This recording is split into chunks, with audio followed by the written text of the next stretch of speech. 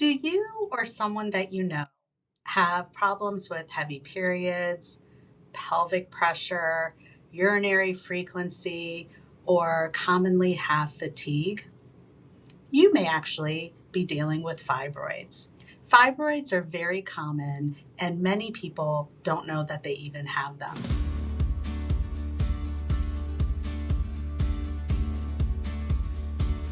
Welcome to the Healthier You podcast. I'm Dr. Fazi Sabi, and I am thrilled to be here today with my colleague and good friend, Dr. Stella Blosser.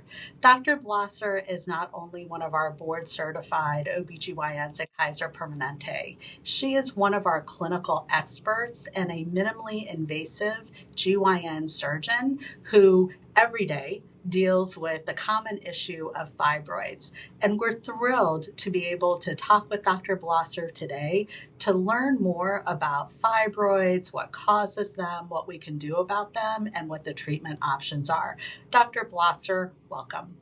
Thank you so much for having me, Dr. Sabi. I'm so happy to be here. We're thrilled to have you, Dr. Blosser, and I'm excited to talk to you about this very common topic of uterine fibroids and just learn more about them. Can you share a little bit about what uterine fibroids are? Yeah, I would love to. Fibroids are very near and dear to my heart. It's something that affects so many women. Fibroids are benign tumors. They are a type of tumor, but they're benign. They're Fibroids are benign, non-cancerous growths. They're made out of smooth muscle and they develop in the uterus. They can be inside the uterus, in the wall of the uterus, or on the outside. And they really vary a lot in terms of their size and their location. They can be as small as a seed. They can be large as a watermelon. You can have one, you can have 50. It really varies. And depending on the size and location, they can cause different symptoms. We don't really know why they grow. We don't fully understand that, but we do know that hormones do play a role. They're related to estrogen, which is why we see them more commonly in the reproductive years. So, especially in the 30s and 40s. They do tend to shrink after menopause, and that's, of course, when estrogen levels go down. Genetics also plays a role. If your mother or your sister has fibroids, you're definitely more likely to have fibroids. And researchers believe that fibroids develop when a single muscle cell in the uterus begins multiplying more than it should. So this forms a mass, and this becomes larger over time, and eventually it becomes this firm fibroid. How do I know, or if someone is worried that they may have a fibroid, how do you find out if you have fibroids? It's a great question because sometimes fibroids can have no symptoms at all, and we just find out because we're doing an ultrasound for something else. But I would say most commonly, if someone thinks that they might have a fibroid, they're having some symptoms, then the best bet would be to start with their doctor. If they go to the OB-GYN, we do an exam, we might feel that the uterus feels enlarged. Sometimes even the contour, the way it feels different. You can even sometimes feel lumps on the uterus. And then the ultrasound is definitely the go-to for diagnosis. It's quick and easy, and then we can see based on the ultrasound the size, the location, the extent. Sometimes if we're really trying to dig down and get a better look, and maybe we're planning to do a surgery to remove the fibroids, or someone's dealing with infertility, we might get an MRI. A pelvic MRI is great for fibroid mapping and really seeing in very close detail the size and location of fibroids. That's great. And I know we talked a little bit about some of the symptoms that are associated with fibroids, but if you're worried about fibroids, you know someone who you're worried may have fibroids, what are some of the common symptoms to look for?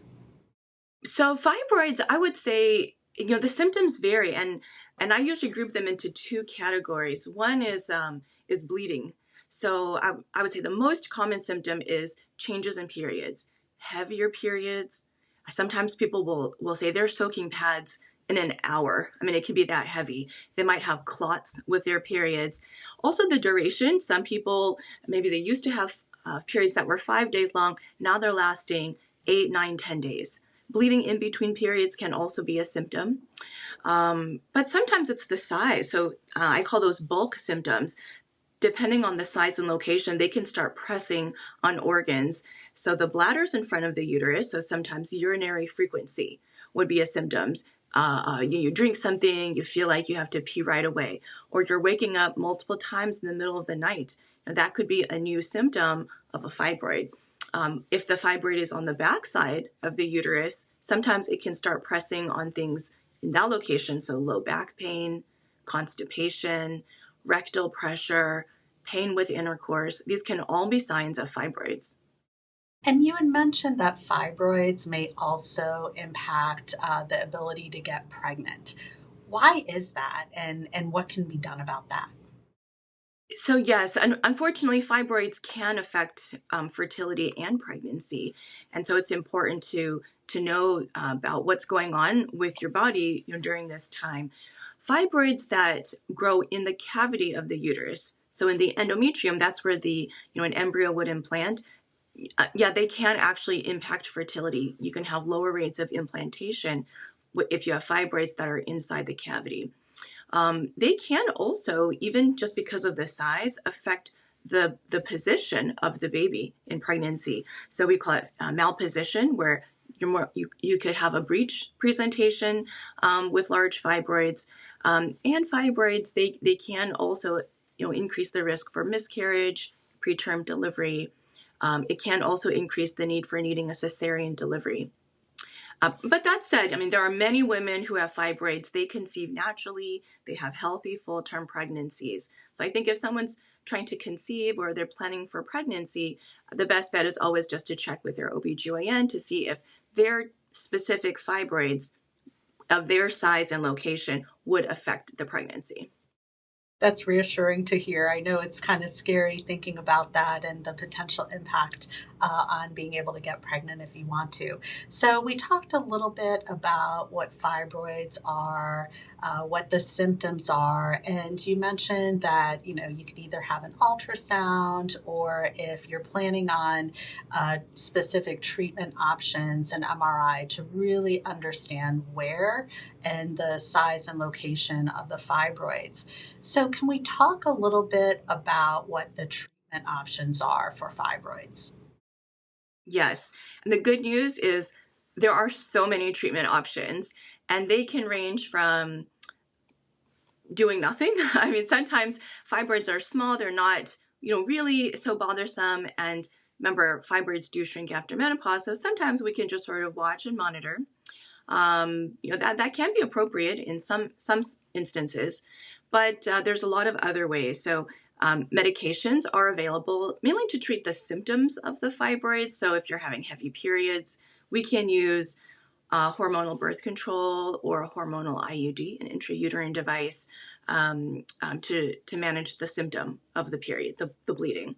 We can also use a medication to temporarily shrink the fibroids, and that works by decreasing the natural estrogen levels in the body.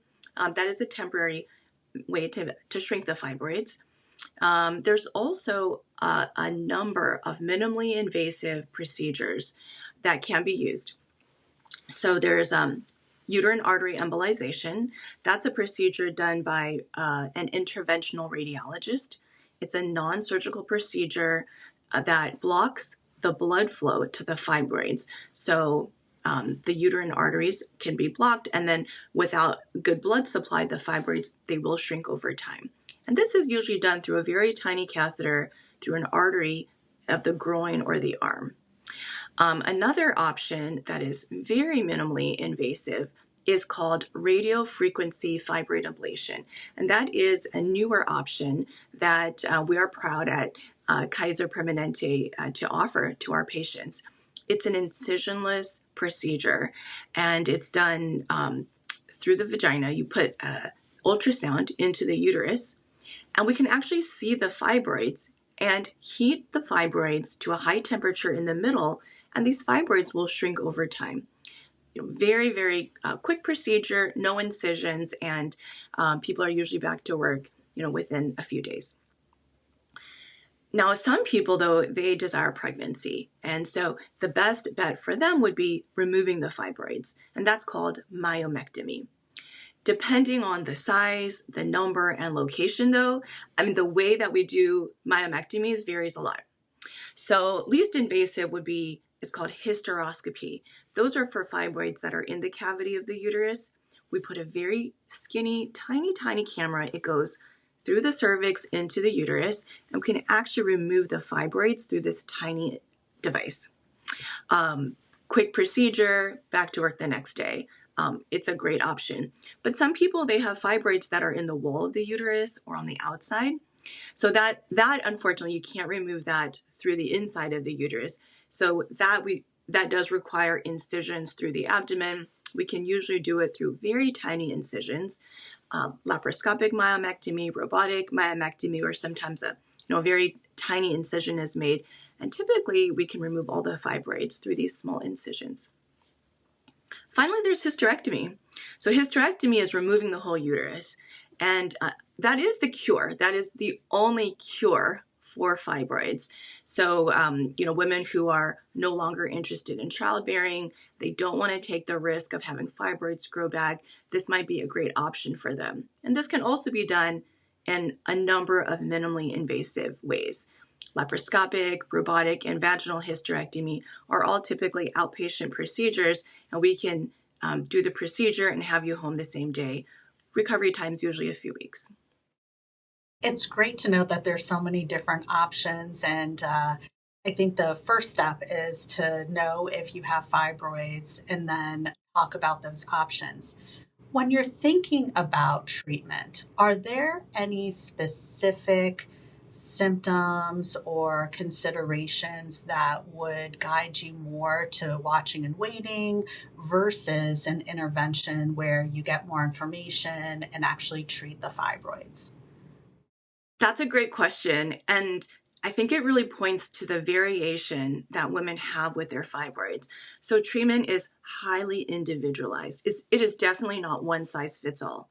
If someone comes to me and they have fibroids, I will look at them, get to know them a little bit. What are their goals? Are they trying to get pregnant in the near future or ever? What are their main symptoms? Is it bleeding? Is it the bulk? And so depending on the person in front of me, I'm going to recommend I'll go through all the options, but I would recommend a specific treatment based on what her specific goals are. That's great. And I know that we talked about fibroids being benign and typically just, sometimes you have no symptoms, sometimes you can have bleeding, pelvic pressure, but sometimes I've heard that, people could maybe have cancer or other things that may be confused with fibroids. Can you talk a little bit about, how you do either an evaluation before surgery or the types of surgeries if we're worried that it may be cancer? Well, fibroids are very common. They affect well over 50% of women. So if someone has a mass that looks like a fibroid, acts like a fibroid, it probably is a fibroid. But, okay, and this is very important. A person can have more than one thing at a time. You can have fibroids, you can also have cancer. So we really have to do our due diligence to make sure that we've ruled out the other things. So for example, if someone has abnormal bleeding, and they have fibroids, I can't assume that this is just fibroids. I'll still do a biopsy of the lining of the uterus to make sure that there's no endometrial cancer or precancer for that matter. There is also something called a uterine sarcoma. Now, this is where it gets a little tricky. Fibroids are benign tumors of the smooth muscle of the uterus. Leiomyosarcomas are cancerous tumors of the smooth muscle of the uterus. And they can look very similar. But the difference is that leiomyosarcomas tend to grow rapidly. They definitely tend to affect women who are maybe a little bit older. And the way they appear on the imaging, sometimes they can have features where they might look like they're degenerating. There's certain features that we look for. Unfortunately, there's not a test. I wish there was a test we could do, like a blood test or something. Do you have sarcoma or not? Unfortunately, at this time, there's no test. It really goes by the symptoms. Remember we said fibroids shrink after menopause, right? So if somebody is menopausal and it looks like their fibroid, what we think was a fibroid, if it's growing, that would not be normal. And I would definitely treat that as a potential sarcoma. The only way you can know 100% if something is a sarcoma or not is to remove it and send it for evaluation. The pathologist makes that determination. So if there's any question, in a situation like that, I might recommend a surgical approach so we could have that definitive diagnosis. Thank you for that. I really appreciate you sharing your time and expertise with us. Uterine fibroids are very common, and some key takeaways are if someone or yourself, you're having heavy bleeding with periods, pelvic pressure, urinary frequency, you feel a lump or a mass inside of your lower abdomen, it's important to seek care. And there are a lot of different options that are available to you once a diagnosis has been made. Dr. Blosser, it's been a pleasure as always to chat with you. For more expert insights, visit kp.org/doctor and explore more episodes of Healthier You wherever you get your podcasts. If you found this episode helpful, be sure to subscribe so you don't miss what's next, and leave a comment with topics you'd like us to cover in future episodes. Thank you, and from all of us at Kaiser Permanente, be well.